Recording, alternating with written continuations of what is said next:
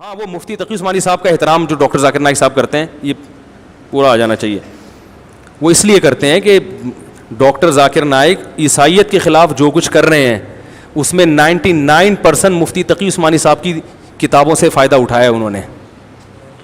بات آ رہی ہے سمجھ میں؟ نہیں آ رہی سمجھ. تبھی ملیشیا میں حضرت مفتی تقی صاحب جب جاتے ہیں, ہم جب ملیشیا جاتے ہیں تو ڈاکٹر ذاکر نائک سے ملنے کے لیے جاتے ہیں, لیکن جب حضرت مفتی تقی صاحب جاتے ہیں تو ڈاکٹر ذاکر نائک صاحب ان سے ملنے کے لیے ان کے ٹھکانے پہ جاتے ہیں.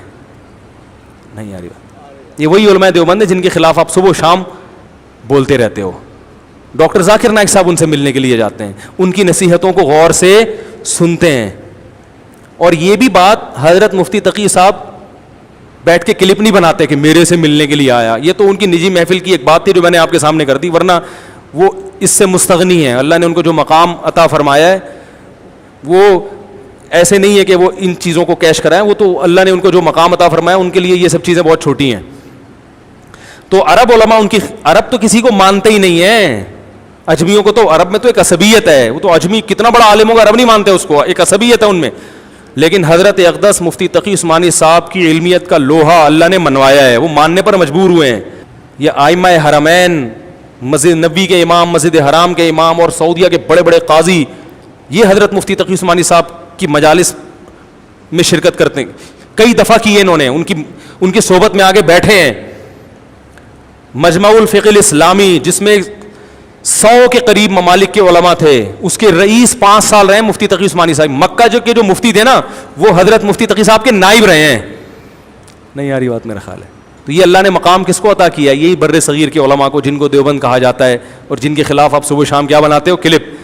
دوسرا جو جس تبلیغی جماعت کی آپ تعریفیں کرتے ہو وہ بھی بنیاد کس نے رکھی ہے؟ تو ڈاکٹر ذاکر نائک کی جو بہت زیادہ محنت ہے اس میں بڑا کردار حضرت مفتی تقی عثمانی صاحب کی کتابوں کا ہے. سمجھ رہے ہیں کہ نہیں سمجھ رہے؟ ان کی ریسرچ ہے جن سے انہوں نے, اور باقی بھی جو ہے وہ احمد دیدات سے ڈاکٹر ذاکر نائک نے سیکھا. اور احمد دیدات کے تانے بانے بھی جا کے دیوبند سے ملتے ہیں. مولانا حبیب کیرانوی صاحب کی تحقیقات ہیں جن سے احمد دیدات نے فائدہ اٹھایا ہے. میں یہاں دیوبندیت کے پرچار کے لیے نہیں بیٹھا, میں تو صرف دفاع میں تو اللہ نے کہا نا کہ بول سکتے ہو. ہماری بلا سے کوئی دیوبندی ہو, بریلوی ہو, اہل حدیث ہو, ہماری صحت پہ کوئی فرق نہیں پڑتا. قیامت میں یہ سوال بالکل بھی نہیں ہوں گے.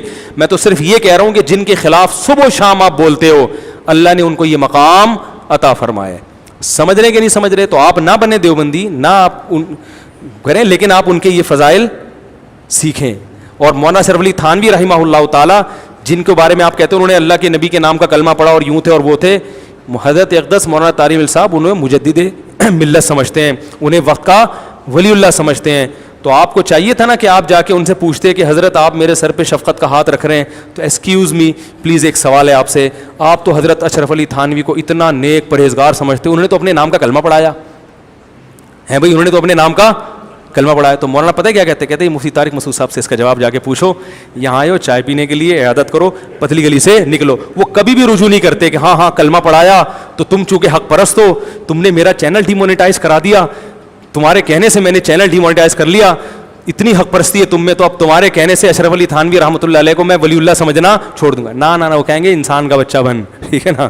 اتنے بڑے بزرگ کو کیا کہہ رہا ہے جنہوں نے اتنا کام کیا. تو اور جو تو کہہ رہا ہے کلمہ پڑھایا, تو خود کامن سینس کی بات کر. ختم نبوت کا تو کام سب سے زیادہ انہوں نے کیا, ان کے شاگردوں نے کیا ہے. پوری دنیا میں جو تحریکیں چلی ہے ختم نبوت کی, اس کی تو بنیادیں, وہ اگر نبی کو آخری نبی نہیں سمجھتے اور اپنے نام کا کلمہ پڑھواتے تو ان کے شاگرد ہوتے ختم نبوت کا کام کرنے والے, وہ یہ سمجھاتے آپ کو. لیکن آپ نے بڑی عقل مندی کی, اس قسم کے ٹاپک وہاں نہیں چھڑے, آپ کی بھی عزت ہوئی اور تمیز سے آپ باہر آ گئے, اور آپ کو ایک کلپ بنا کے یوٹیوب پہ اپنے سبسکرائبر بڑھانے کا موقع حضرت اقدس نے دے دیا. یہ ان کا ظرف ہے. سمجھ رہے کہ نہیں سمجھ رہے؟